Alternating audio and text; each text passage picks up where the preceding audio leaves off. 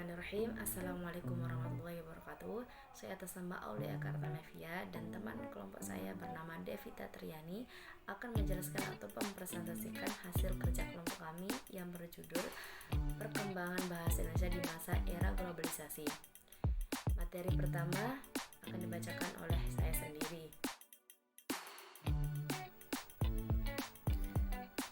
Perkembangan bahasa Indonesia di era globalisasi. Di dalam sejarahnya, bahasa Indonesia mengalami perkembangan yang sangat menarik. Tadinya, bahasa Indonesia adalah bahasa Melayu yang memiliki kesamaan dengan rumpun dari negara Malaysia. Bahasa ini telah menjadi bahasa lebih dari 200 juta rakyat di Nusantara Indonesia. Sebagian besar di antaranya juga telah menjadikan bahasa Indonesia sebagai bahasa lokal atau etnis yang kecil. Bahasa Indonesia yang semulanya berasal dari bahasa Melayu itu telah menggeser dan menggoyahkan bahasa etnis yang cukup besar seperti bahasa Jawa dan Sunda. Kedudukan dan fungsi bahasa Indonesia. Peningkatan fungsi bahasa Indonesia sebagai sarana keilmuan perlu terus dilakukan sejalan dengan perkembangan ilmu pengetahuan dan teknologi. Seirama dengan ini, peningkatan mutu pengajaran bahasa Indonesia di sekolah ataupun di perguruan tinggi perlu terus dilakukan. Bahasa Indonesia memiliki peran penting di dalam bangsa Indonesia seperti yang tercantum dalam Sumpah Pemuda 28 Oktober 1928. Pada ikrar yang berbunyi, "Kami putra dan putri Indonesia menjunjungi bahasa Persatuan Bahasa Indonesia." Bahasa Indonesia di era globalisasi. Sesuai dengan kedudukannya sebagai lambang identitas nasional, maka pada era globalisasi saat ini perlu dibina dan di masyarakat pemakaian bahasa Indonesia oleh setiap negara Indonesia. Baik, di sini saya akan melanjutkan materi tentang dampak-dampak positif terhadap bahasa Indonesia.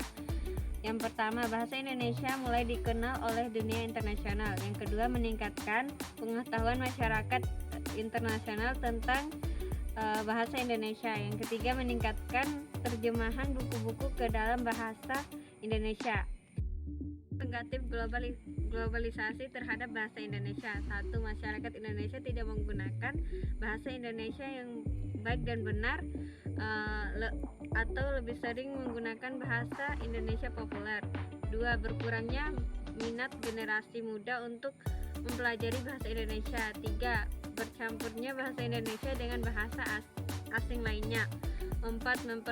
Memperkarya kosakata bahasa Indonesia. Terbukti banyaknya kata sarapan atau yang diserap dari bahasa asing.